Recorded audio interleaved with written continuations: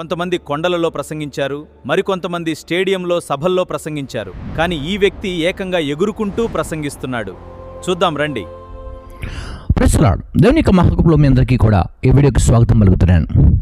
ఆ కాలంలో యేసుక్రీస్తు వారు కొండల్లో, అనేక ప్రాంతాల్లో, అడవుల్లో కూడా ప్రయాణాలు చేస్తూ అనేకులకు కూడా బోధించడానికి కొండ మీదకి ఎక్కి వాళ్ళందరూ వినటానికి షిప్ అనగా పడవల దగ్గర సముద్ర తీరంలో యేసుక్రీస్తు వారు ప్రసంగిస్తున్నప్పుడు కొన్ని వేల మంది వచ్చి వినేవారు. ఆ తర్వాత వారి సేవకులు వచ్చినప్పుడు వారు కూడా మిద్దెల మీద ఆయా ప్రాంతాల్లో నిలబడి ప్రసంగాలు చేసేవారు. ఆ తర్వాత సేవకులైనటువంటి వారు సంఘాలు కట్టినప్పుడు చర్చెస్లో పోడియం దగ్గర నిలబడి ప్రసంగించేవారు. అంతేకాకుండా స్టేడియంలో, అంతేకాకుండా సభల్లో పెద్దగా స్టేజెస్ కట్టి అక్కడ కూడా నిలబడి ప్రసంగాలు చేసేవారిని మనం ఇప్పటివరకు చూసాం. కానీ ఇప్పుడు నేను చూపిస్తున్నటువంటి వీడియోలో ఏకంగా అంత పెద్ద చర్చిలో కూడా డ్రిల్ మిషన్ తోటి పైనుండి దిగుతూ ప్రసంగించుకుంటూ వస్తున్నటువంటి ఒక దైవ సేవకులు ఉన్నారు. సో వారి గురించి మనం మాట్లాడుకోబోతున్నాం. సో ఈ సమయంలో ఈ వీడియో మీకోసం.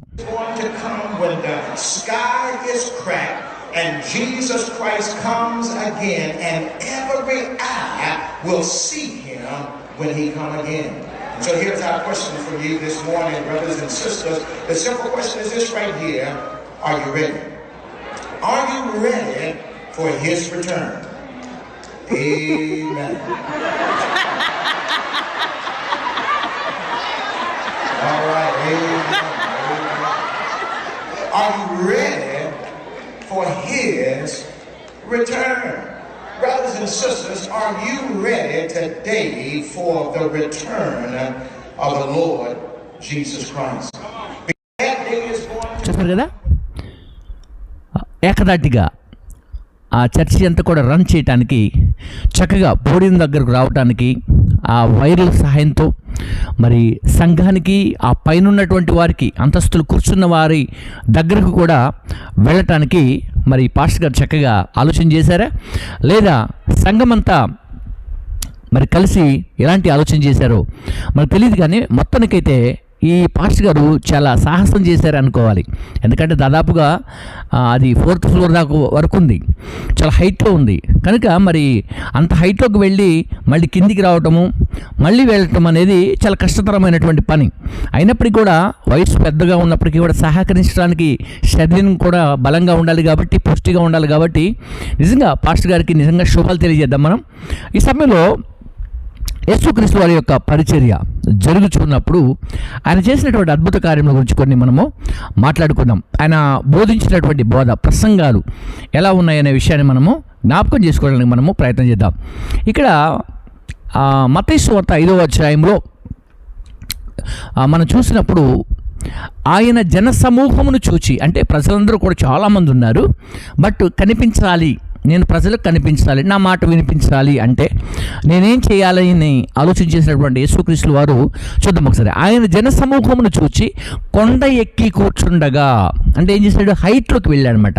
హైట్లోకి వెళ్ళినప్పుడు ప్రజలకు కనపడేటట్లుగా, అంటే ప్రజలు చూసేటట్లుగా, ప్రజలకు వినపడేటట్లుగా ప్రసంగించడానికి ఆ కాలంలో యేసుక్రీస్తు వారు ఒక కొండను ఆధారం చేసుకున్నారు. నిజంగా ఆయన చేసినటువంటి పరిచర్యలో ఆ కాలంలో 4,000, 5,000 అలా వచ్చినప్పుడు 5 రొట్టెలు 2 చేపలని వేల మందికి కూడా పంచినట్లు మనం బైబిల్లో చూస్తున్నాం. కనుక మరి ఈ పాస్టర్ గారు కూడా అందరికీ చెరువుగా వెళ్ళటానికి, అందరినీ కలుసుకోవటానికి నిజంగా ఒక మంచి ప్రయత్నమే చేశాడని మనము ఇక్కడ మనం చూస్తున్నాం. అలాగే మనము మరొక విషయాన్ని మనము చూస్తాం. ఏం చూస్తామంటే రోగుల్ని స్వస్థపరచడానికి యేసుక్రీస్తు డైరెక్ట్గా రోగి దగ్గరికే వెళ్ళాడు. అర్థమవుతుందా? రోగి అయి పడున్నటువంటి వ్యక్తి దగ్గరికి యేసుక్రీస్తు వారు రోగి దగ్గరికే వెళ్ళి అతన్ని ముట్టి స్వస్థపరిచాడు. అలాగే కొంతమంది సేవకులు కూడా బోధించేటప్పుడు, ప్రసంగించేటప్పుడు కొంతమంది అలా కనిపించినప్పుడు వాళ్ళ దగ్గరికే వెళ్ళి వారిని ముట్టి స్వస్థపరిచి పరిచర్య చేసే సేవకులు కూడా చాలామంది ఉన్నారు. ఈ మాటలు మనం చూడాలంటే యోహాను సువార్త 6వ అధ్యాయము 2-3 వచనాలు చూస్తే, రోగుల ఎడల ఆయన చేసినటువంటి సూచక క్రియలను చూచి బహుజనులు ఆయన వెంబడించి యేసు కొండ ఎక్కి అక్కడ ఆయన శిష్యులతో కూడా కూర్చున్నాడు. సో చూశారు కదా, అంటే అద్భుతాలు చేసినటువంటి మహనీయుడు మరలా కొండ ఎక్కడానికి గల కారణం ఏంటంటే ప్రజలందరికీ కూడా కనిపించడానికి. సో ఈ టైంలో మనం ఏం ఆలోచన చేయాలంటే, బోధించేవాడు బోధకుడు, సేవ చేసే సేవకుడు, ప్రజలకు చేరువులోనికి వెళ్ళటానికి సంఘంలో కూడా ఎక్కడో కూర్చొని ఉంటారు, చాలా దూరంలో కూర్చొని ఉంటారు. బట్ వాళ్ళు అనుకోవచ్చు, ఒక పాస్టర్ గారిని ఈ రోజున కలుస్తానా, కలిసి మాట్లాడతా అనుకున్న ఆ టైంలో ఇలా రిల్ మీద చక్కగా మరి 4th ఫ్లోర్కి, 3rd ఫ్లోర్కి, 2nd ఫ్లోర్కి అలా వెళ్ళగలుగుతూ మరి నిజంగా మాట్లాడటం అనేది కూడా చాలా అద్భుతమైనటువంటి విషయమే. కనుక ఈ ఛానల్ వీళ్ళు చాలా తక్కువ టైంలోనే పెట్టారు, చాలా సబ్స్క్రైబర్స్ చాలా తక్కువనే ఉన్నారు. ఈ వీడియో మాత్రం 20 lakhs మెంబర్స్ చూశారు, 20 లక్షల మంది చూశారు ఈ వీడియోని. కాబట్టి వాళ్ళు పెట్టినటువంటి వీడియో కొంత నాకేంటంటే ఒక స్పెషల్గా అనిపించింది. సో ఆ స్పెషల్గా ఉన్నటువంటి వీడియోని మీకు పరిచయం చేద్దామని నేను ఈ వీడియోని తీసుకొచ్చాను. సో ఫ్రెండ్స్, మీరందరూ కూడా చాలా అర్థం చేసుకోండి.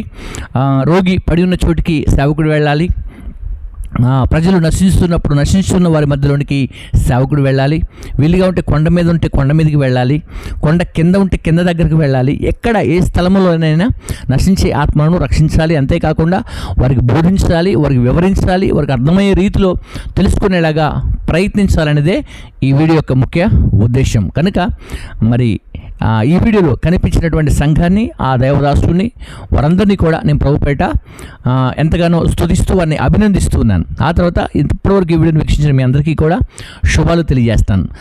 దేవుని ప్రజలైనటువంటి మీ అందరూ కూడా ఆలోచన చేసి ప్రతి ఒక్కరి దగ్గరకు మీ మాట వెళ్ళేటట్లుగా, వినపడేటట్లుగా ప్రయత్నం చేయాలి, చేయబోతుండాలి. సో అలా చేస్తారని కూడా కోరుకుంటూ ఈ నా మాటలు ముగిస్తున్నాను.